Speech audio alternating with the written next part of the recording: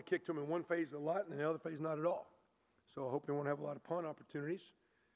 You know, we try to directionally kick, and we'll figure that out. You know, kickoff, you know, like last game, I think the whole first half and early, you know, Griffin kicked them all out of the end zone.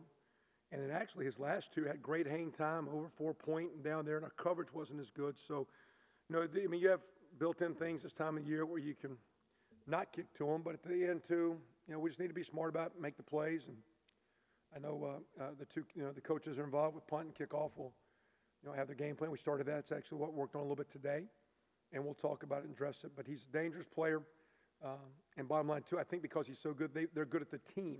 Where I think their team feels like, hey, we can score on this play, so they get good effort from their punt return team and their kickoff return team. So we'll need to match that, and we'll make the adjustments if we need it.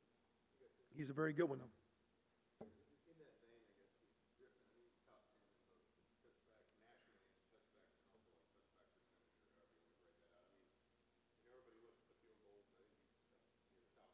He's first. He's number one. He's got a chance to be a Big Ten Kicker of the Year.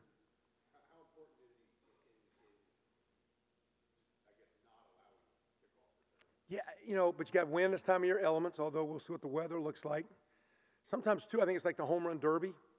Like the other day we kicked off, fortunate enough to kick off enough. Sometimes I think if you notice the kicks, they finally got short were at the end. So sometimes there's a little bit even of stamina there. You know, those guys that never take those are big swings. And so there's a strength factor there. So that's where your strategy in kicking, you could be too smart and outsmart yourself. But,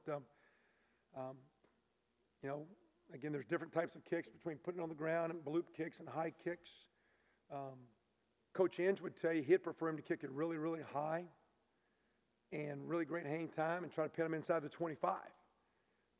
Because he'd like to start on the 18 if you could cover it good. But we're not trying to be cute on that play. We tell him to kick it out when he can. And what's he got, about 70% or something like that, I think? So, yeah. So, I mean, he's good. I mean, there's going to be some elements sometime that get you. I mean, there's, you know, sometimes, too, I mean, he's a kid. Sometimes he gets a little geeked up, you know, and just, you know, he's like fired up and he's excited. You know, we do one, he'll hook one or just, it's like a golfer. You just mishit it. You know, you hit it, you just hit it a little thin, hit a little fat. I mean, it's a swinging action, so. But he's a very good kicker.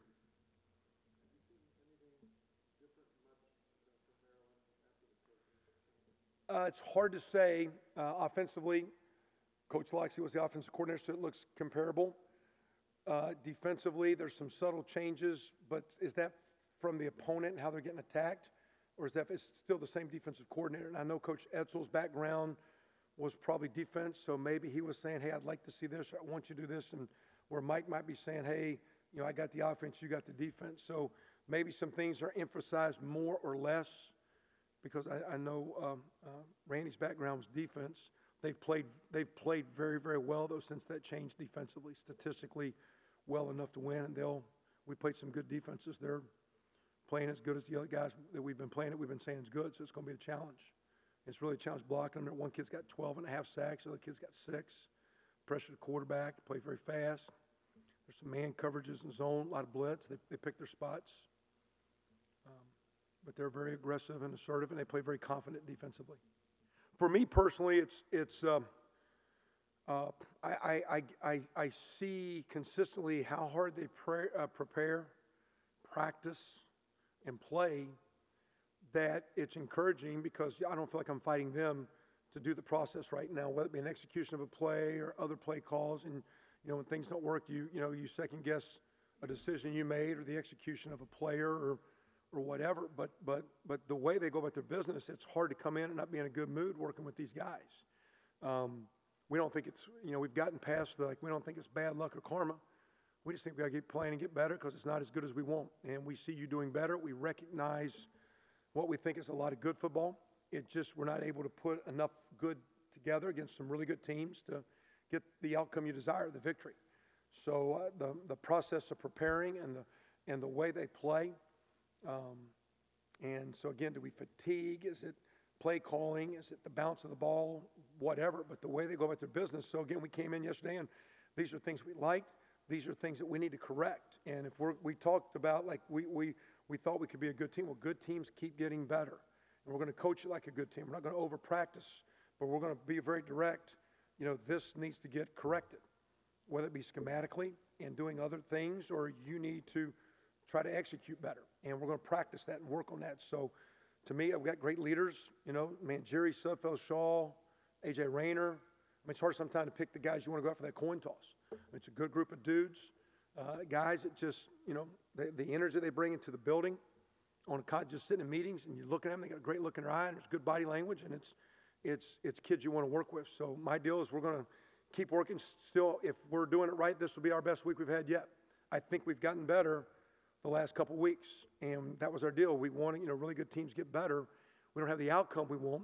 We don't. There's nothing as, I mean, there's victory and only victory, but we see progress, and we got to keep pushing to get victory, because ultimately that's what you need and want is victory. So that being said, it's kind of easy, and I think because we're coaching them that way, I think the kids, to some degree, have some confidence in themselves, and like we expected last week to play well and to have a good game, and it just wasn't good enough.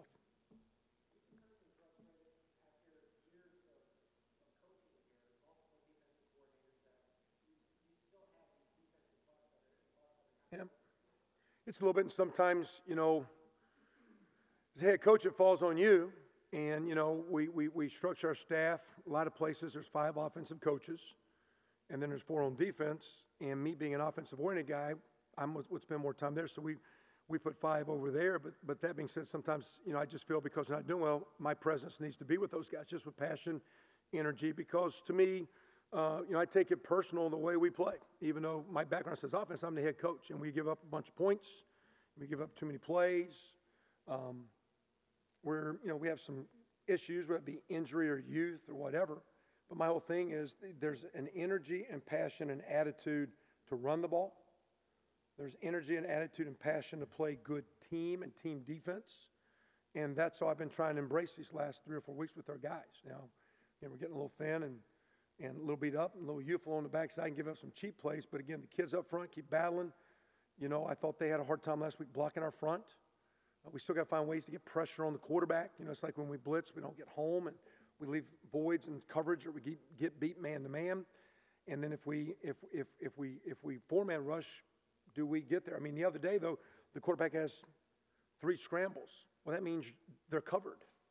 So how can, like I told the defense yesterday, how can you say you're not covering when there's 3 critical third downs on 3rd and 10 and 11, where now you guys maintain integrity of your rush lanes and keep the quarterback hemmed in the pocket as you rush. So I think there's a little bit of pressing by the kids and coaches. I've tried to work hard to keep it simple, but ultimately, you know, I just believe there's an attitude that I think the games play with, that we need to play with, and we're still fighting to get there on defense, and that's my job.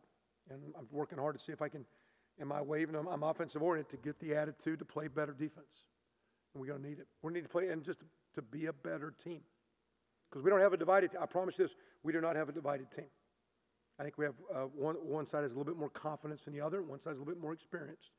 But there's not like a O versus D thing in that locker room. It's a team deal. And those offensive guys will tell you, you know, they need to score more points, and those inside the 10-yard field goals was the reason. And those defensive guys say, we got to get some 3rd down stops. And the kicking guys will say, you know, hey, I got to make a play in a kick game. So, I mean, it's still a team down there.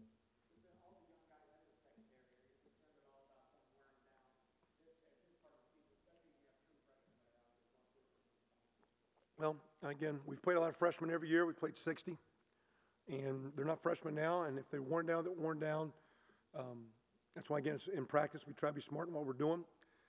There's a psychological side of that. There's also a rest side of that. We talked a lot last week as we changed up that it would be great to get great rest on Wednesday and Thursday night to sleep well, just from a recovery standpoint. So, you know, we put a lot of education in front of those guys with diet, nutrition, rest, practice, lifting, the way we're doing things, and they need to take care of their bodies. But there's a lot of other teams playing freshman guys, and Michigan State's playing several freshmen in the secondary.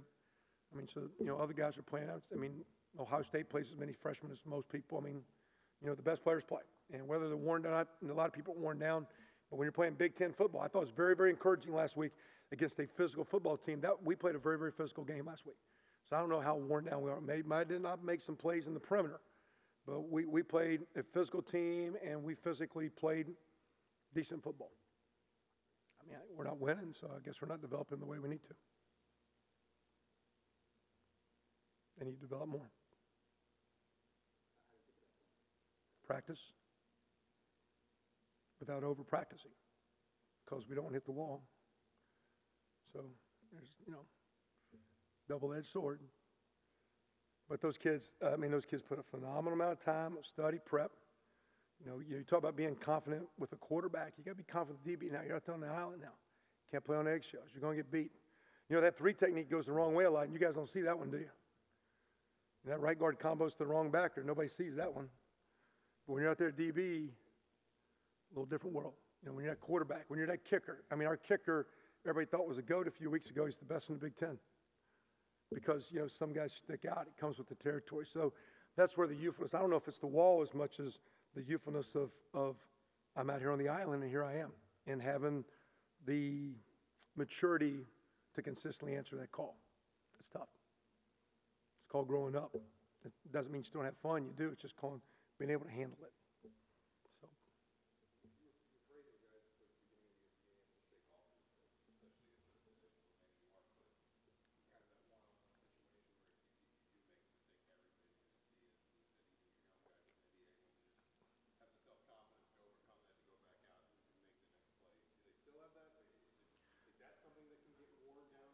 A little bit, because again, it gets exposed. I think much as anything, though, you look at it like Andre Brown didn't dress last game.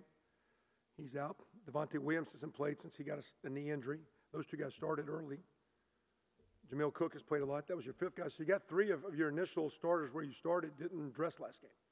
And that's created more young guys who, now to them, for Tyler Green, that's game 2 or 3. So even though it's week 7, 8 with experience time, he actually started some of the on the scout team. So, every team's got some hiccups. We just are young, and it is what it is. But when the game's on the line, the pass rush we had at the end of the first half and the pass rush right down here on 3rd and 3 and 4 on 2 downs was the difference. So, the key to a great secondary sometimes is a really good front. And when our front lines up and gets after it, they create some problems. And like I said, we're getting down to a stop or 2. And it'd be nice that, again, some of those guys can I thought Zach Shaw's effort was awesome. I thought Darius Latham played as hard as he played in a long time. It was good to see. Mac Mangieri's always good. The more of those guys like that keep playing, I think will help those young guys.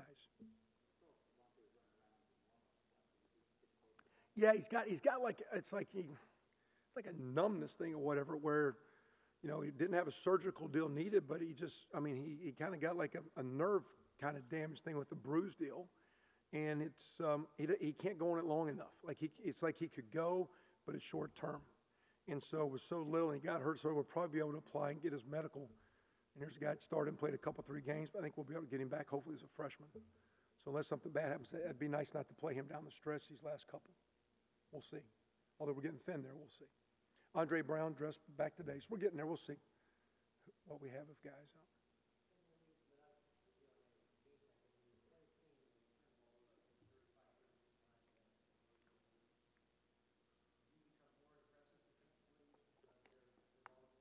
Well, I'd like to be that way all the time, but aggressive with soundness. But recently we did get one the other day, but we haven't had as many, and that's a sign of inexperience. It's a sign of injuries. It's a sign of quote getting worn down. We just, that's always a key factor. It'd be great for us to take care of the ball. We played the other day with no turnovers and no 3 and outs. So you'd like to think your defense is not put in bad situations, that they'll play well for you. Well, you're playing a team that's turned it over. That doesn't mean we're going to get it. I know they're working hard not to turn it over. So on the road, kicking, we're talking about return guy, turnovers, big plays. Those are all factors that help and hurt. So, we're not going this game saying we're going to, we go in every game wanting turnovers, and we started very well in the year with many, and down the stretch and big. Now you play better teams. Good teams typically don't turn it over. They're better with the ball. We'll see. Again, we need to be very good with the ball on our end, throwing it and protecting it. And then, like I said, it'd be nice to get some, but to say we're trying to get them, and that's the only thing. No, we need to quit giving up the big play. We need to stop the run and not give up the big pass play, and then it would be great to get some if we're fortunate enough to do so.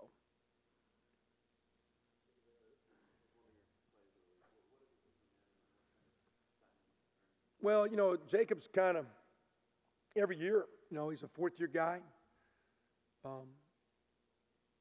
that, you know, limited with skill set as far as athleticism per se for a big guy. Strong, but not overly strong. Big and not massively big.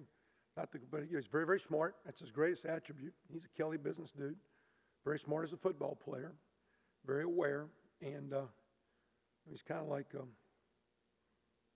that would be like a fungus or a virus. It kind of wears on you. You just kind of, the more he's around, you just kind of count. You know, we start, you know, Wes Martin early, who's got a lot more talent, but kind of inconsistent. And Jacob's maybe not as good, but you can just count on him. And you got him every day, and he kind of just wears on you. So, you know, he cares a lot, comes from a phenomenal program, Cathedral, great family. And he's got a couple of those talents you can't put a stopwatch on that make guys pretty good players. I mean, he cares a lot, and it's very important to him. He's got a lot of pride. He just fights and scratches, and he's done well. And that's a tribute to him.